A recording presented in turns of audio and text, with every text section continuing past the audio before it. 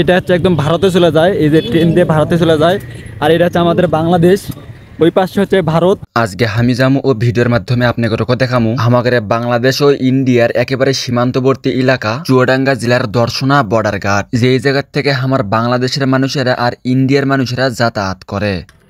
আসসালামু আলাইকুম, good morning Chuadanga জেলা।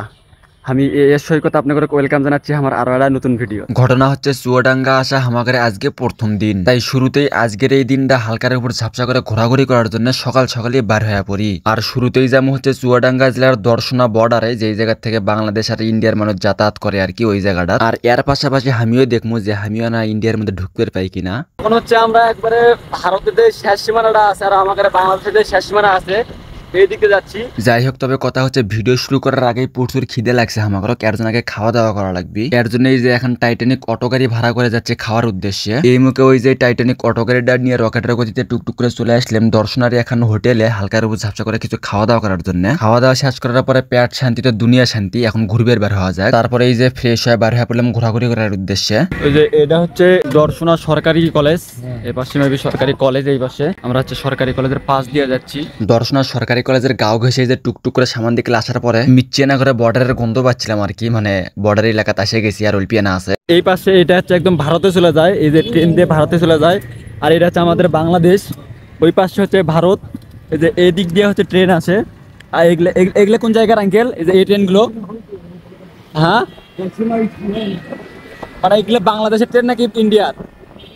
এগুলো ইন্ডিয়ার ট্রেন, ওই দিক দিয়ে ট্রেন আসে আরেক সাইডে চলে যায়। সামনে হচ্ছে আমরা বর্ডারে যাবো, সেটাও দেখাবো অবশ্যই। তবে বর্ডারে যাওয়ার আগে এই যে চুয়াডাঙ্গা জেলার বাসিন্দা আলামিন ভাই, ইনি আজকে আমাকে ঘুরে নিয়ে বেড়াবি, কোনটি কি আছে না আছে সেটা দেখে নিয়ে বেড়াবি আর কি। আর এই মুখে আমাদের সময় আর টাকা বাঁচানোর জন্য এই যে টমটম হেলিকপ্টারের ব্যবস্থা করে আলামিন ভাই। আমরা 5 জন মিলে দুটো টমটম হেলিকপ্টার নিয়ে বার হয়ে পড়ে ওই যে বর্ডার এলাকা যাওয়ার জন্য। তবে অল্পিয়ানার সময় যাওয়ার সাথে দেখে এই যে আমাদের টমটম হেলিকপ্টার সিগন্যাল দিচ্ছে, তাকে নাকি খিদে লাগছে। এর জন্য এই যে গল গল গল গল করে তেল খেলাম। দেখছু বাপুরে বাপ, তেল খাওয়ার পরে এই যে স্পিড মনে হয় বেড়ে গেল। যাই হোক, বাইরে যেহেতু গেল আমাদের ওনা ভালোই হলো, তাড়াতাড়ি যাওয়ার পাচ্ছি। এই মুখে যেতে যেতে এখন না হাঁটো এই চুয়াডাঙ্গার নামকরণ সম্পর্কে জানিয়ে আসি। চুয়াডাঙ্গা, যা আমার বাংলাদেশের খুলনা বিভাগের সীমান্তবর্তী এলাকা ছোট্ট এক জেলার নাম। এই চুয়াডাঙ্গার নামকরণ সম্পর্কে কথিত আছে, এখানকার মল্লিক বংশের আদি পুরুষ চুঙ্গ মল্লিকের নাম অনুসারে এই এলাকার নামকরণ করা হয় চুয়াডাঙ্গা। ইডা ছাড়াও আবার অনেকেই কয়া থাকে চুয়া, চয়া, চষা।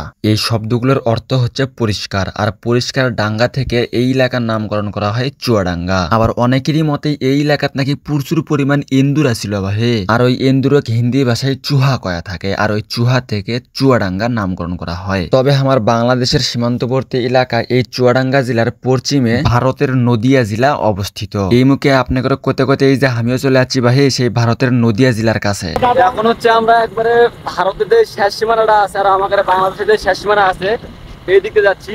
আর এটা হচ্ছে বাংলার একবারে শেষ রাস্তা, এই পাশে ভারত, ওই পাশে ওই যে কলার গাছ, তারপরে যে গাছগুলো দেখা যাচ্ছে এগুলো সব ইন্ডিয়ার মধ্যে।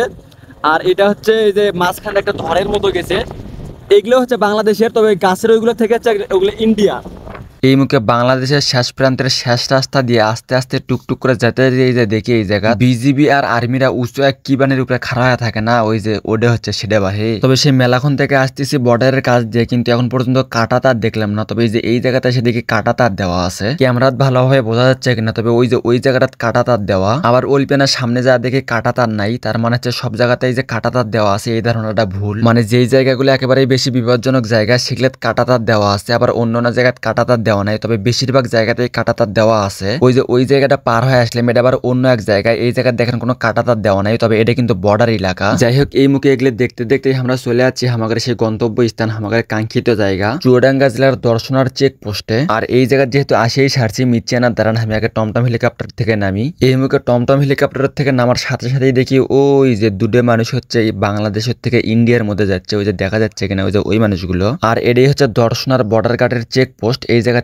চেক করে আর কি। আর এই যে এই মুখে এই মানুষগুলো ইন্ডিয়ার থেকে আমাদের বাংলাদেশে আসলো, আর ওই যে আমরাগুলো ইন্ডিয়ার থেকে আসতেছে, এই যে এই জায়গায় চেক করতেছে, চেক করার পরে বাংলাদেশের মধ্যে ঢুকবে দিবি। তবে মজার বিষয় হলো এই যে বর্ডারের যতগুলো ভ্যান অটো রিক্সা আছে সবগুলোতে এরকম পতাকা দেওয়া আছে। আমাদের বাংলাদেশের ভ্যান হলে বাংলাদেশের পতাকা দেওয়া, আর ইন্ডিয়ার ভ্যান হলে ইন্ডিয়ার পতাকা দেওয়া থাকে ভ্যানত। আর পতাকা দেওয়ার কারণে মানুষেরা খুব ভালোভাবে বুঝতে পায় যে এই ভ্যানটা কোন এলাকার বা কোন দেশের। আর এই যে চেক পোস্টের সাইড দিয়ে গেছে হচ্ছে রেল লাইনের পথ, আর এই ট্রেন দিয়ে বাংলাদেশ আর ইন্ডিয়ার মাঝখানে ট্রেন যাওয়া আসি করে। তবে দুঃখজনক বিষয় হচ্ছে আমরা যতক্ষণ ওই জায়গাতে আসলাম ততক্ষণের মাঝখানে একটা ট্রেনও যাওয়া আসি করিনি, এর জন্য আর কি ট্রেন যাওয়া সেটা দেখতে পাইনি আমরা। আগে থেকে তো এখান দিয়ে ট্রেন যাওয়া আসি করে, তার পাশাপাশি এই যে এখন বর্তমানে বাংলাদেশের উপর দিয়ে যেটা ট্রেন যাবে না কলকাতা, ওই ট্রেনটাও কিন্তু এই লাইনের উপর দিয়েই যাবি। আর এই মুখে ওই যে দেখেন ওই জায়গায় দেওয়া আছে ওই যে ইন্ডিয়ার পতাকা, ওগুলো হচ্ছে ইন্ডিয়ার মধ্যে। তবে এখন কথা হলো একনে জায়গা ছাড়াও পাশে আরো কিছু কিছু জায়গা আসলে ওগুলো জায়গায় ভিডিও করা যায় না, মানে সব জায়গাতেই ভিডিও এলাও না যেহেতু বর্ডার এলাকা এটা। এর কারণে আশেপাশে আরো মেলায় কিছু দেখছি সেগুলার ভিডিও করে দেখাবার পেলাম না। যাই হোক এই জায়গায় মেলাখন সময় কাটানোর পরে এখন এই জায়গা থেকে চলে যাচ্ছি। আবারও সেই টমটম হেলিকপ্টার নিয়ে রকেটের গতিতে টুকটুক করে সামান দিকে যাওয়ার পরে এই যে এই জায়গাটা আমাদের সামনে আসে, এটা একবারে রাস্তার সাথেই এটা বর্ডার, যার এক মুড়ো আছে বাংলাদেশ আরেক মুড়ো আছে ইন্ডিয়া। যে এই জায়গাতে আমি এই যে এক ঝাঁপ দিয়ে বাংলাদেশের মধ্যে থেকে ইন্ডিয়ার মধ্যে চলে যাই। তারপরে এই যে ডিসপ্লে এখন ছোলক নিয়ে এই যে ইন্ডিয়ার আশপাশ থেকে ঘুরে আসি, মানে বর্ডারের সাইড দিয়ে যেগুলো দিয়ে ঘুরে আসি এগুলো হচ্ছে কাটাতার নাই। আর এখন বলে আমি বর্তমানে একবারে সরাসরি ইন্ডিয়ার মধ্যে ঢুকে পড়ছি, এগুলো কিন্তু সম্পূর্ণ ইন্ডিয়া। তবে এখন বর্তমানে কথা হলো এই চুয়াডাঙ্গার আগের ভিডিওগুলো যদি আপনি মিস করে থাকেন তাহলে এক ডিসক্রিপশনে দেওয়া আছে, ওই জায়গা থেকে দেখে নিন। তার সাথে আমাদের নতুন দর্শক হয়ে থাকলে অবশ্যই আমাদের এএস সৈকত অফিসিয়াল ইউটিউব চ্যানেল সাবস্ক্রাইব ও এএস সৈকত ফেসবুক পেজ ফলো করেন। আর কিটা কোন জেলার থেকে আমার এই ভিডিওটা দেখলেন সেটাও না কমেন্ট বক্সে কয়া যান বা হে। আর আজকের ভিডিওটা এই পর্যন্ত। ভিডিও ভালো লাগলে অবশ্যই শেয়ার করবেন, লাইক কমেন্ট করে পাশেই থাকবেন। বাসে থাকলে আবারও দেখা হবে পরবর্তী কোনো এক ভিডিওতে। সেই পর্যন্ত সকলেই ভালো থাকবেন, সুস্থ থাকবেন, মন্দ হতে দূরে থাকবেন। আর পরে গেলে আমি ইন্ডিয়ার মধ্যে থেকে বাইরে হয়ে যাচ্ছি। আল্লাহ হাফেজ।